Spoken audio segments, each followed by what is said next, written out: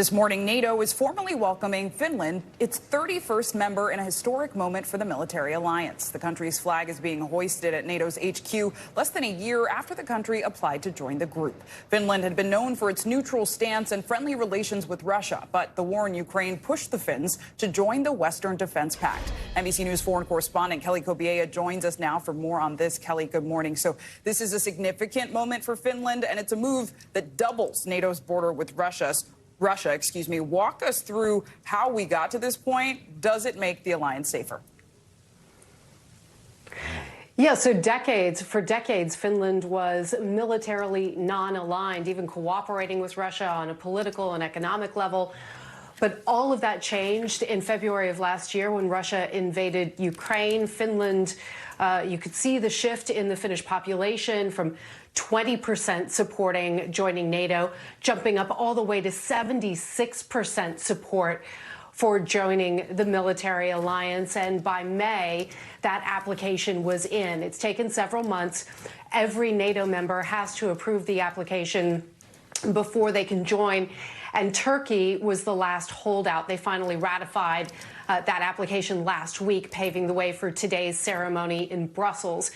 NATO's Secretary General talked about this today. He called it a historic moment. He said it does make NATO stronger. Take a listen to a little bit of what he had to say.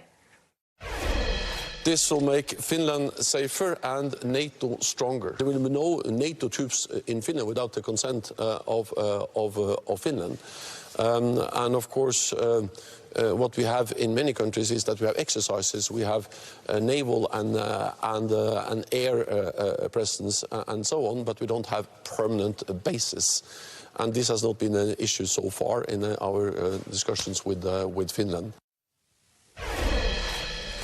And so that flag-raising ceremony will happen in just under 2 hours from now. But for all intents and purposes, Finland is now a member of NATO. Sinclair.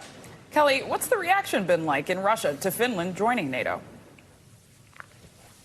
Well, look, this is exactly what President Putin did not want. He said last year before the invasion of Ukraine that he wanted to stop the expansion of NATO. He's had exactly the opposite effect with his invasion.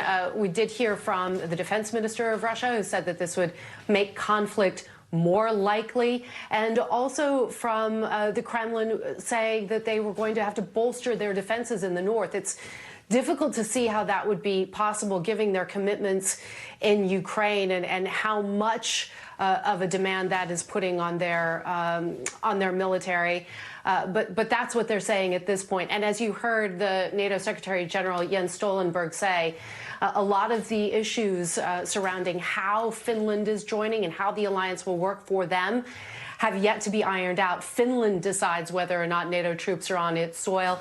The government has to decide. And as you know, there was an election over the weekend. Nobody got the majority, so forming a government will take several weeks yet. Kelly, briefly here, we know Sweden also applied to join NATO at the same time, but that seems held up. What's going on? Yeah, so Hungary and Turkey are the two holdout NATO members not approving that membership. The Turkey's president claims that Sweden hasn't done enough to fight terrorism.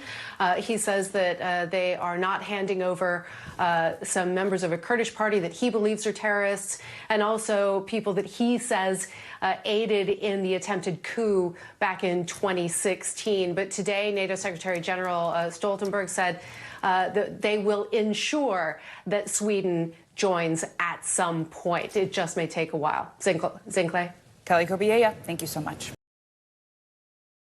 Thanks for watching our YouTube channel. Follow today's top stories and breaking news by downloading the NBC News app.